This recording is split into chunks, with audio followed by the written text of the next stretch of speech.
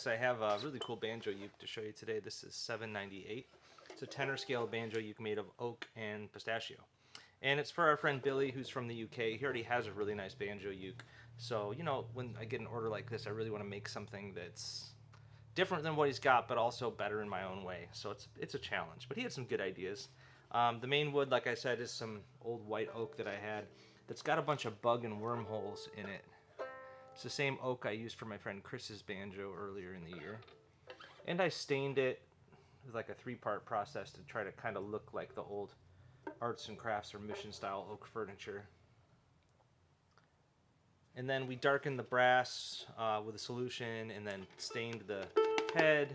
And I think kind of gives it a cool look. Some simple pistachio for all that stuff and around the rim here. The head we stained with the walnut shells from our yard. It's got a low G on it, a pickup, an armrest.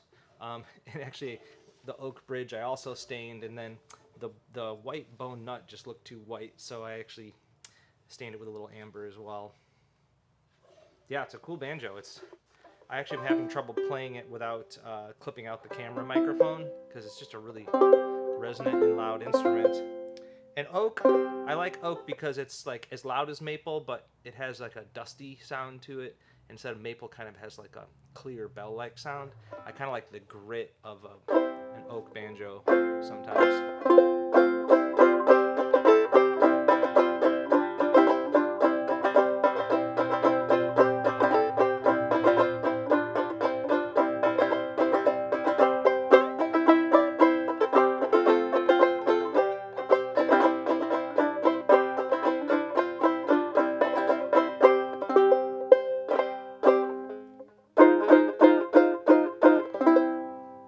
Yeah, it's really cool. I hope he likes it. It's going all the way to the UK. So that's 798. Cheers.